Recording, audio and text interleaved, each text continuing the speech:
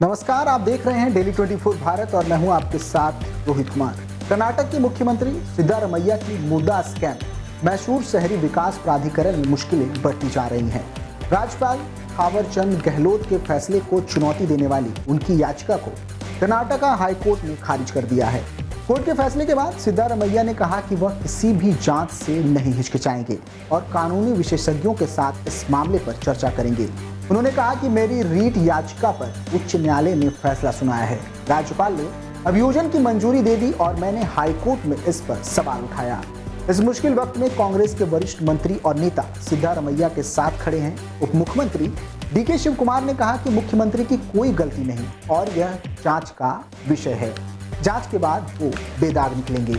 याचिका खारिज होने के बाद CM, deputy CM Shiv Kumar और सभी कांग्रेस विधायक अगले कदम पर चर्चा करने के लिए मुख्यमंत्री के आधिकारिक आवास पर जुटे। सवाल उठता है कि सीएम के पास अब क्या कानूनी विकल्प बचे हैं। कांग्रेस के एक वरिष्ठ नेता ने कहा कि देखिए और इंतजार करिए, इस मामले की जांच के लिए एसआईटी का गठन किया गया है। ऊपरी अदालत में अपील करने का भी विकल्प है। ऐसा कुछ भी नहीं है जो कहता हो कि मुख्यमंत्री दोषी है या ऐसी कोई रिपोर्ट नहीं है जो ऐसा इंगित करती हो।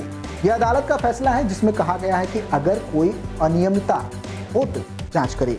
वही जानकार कहते हैं कि मुख्यमंत्री के पास दो कानूनी विकल्प बचे हैं। पहला विकल्प कर्नाटक उच्च न्यायालय के भीतर एक इंट्रा कोर्ट अपील दायर करना और एक डिवीजन बेंच से मामले की सुनवाई कराना। दूसरा विकल्प सुप्रीम कोर्ट के समक्ष एसएलपी दायर करना है। कर्नाटक हाईकोर्ट के फैसले के अनुसार जांच की अनुमति देने का राज्यपाल का निर्णय स्वतंत्र और उनके अधिकार में था। इससे सिद्धारमैया के खिलाफ जांच शुरू करने का रास्ता साफ हो गया है।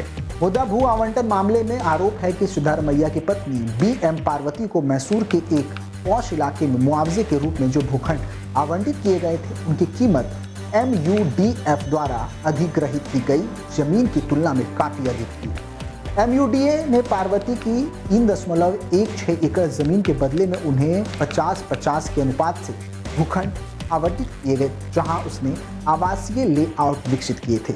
इस विवादास्पद योजना के तहत MUDA ने उन लोगों को 50% विकसित जमीन आवंटित की थी, जिसकी अविकसित जमीन आवासीय लेआउट विकसित करने के लिए ली गई थी। आरोप है कि मैसूर तालुक के कसाबा होबली के कसारे गांव के सर्वे नंबर 464 में स्थित 3.16 एकड़ जमीन पर पार्वती का कोई कानूनी हक नहीं था।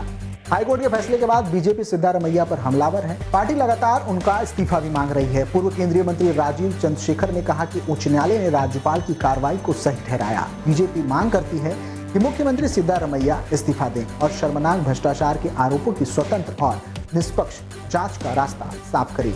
राज्य बीजेपी नेताओं की ओर से भी ऐसी ही मांग लगातार की जा रही है। इस खास रिपोर्ट में फिलहाल के लिए इतना ही। आप देखते रहिए डेली 24 भारत। नमस्कार।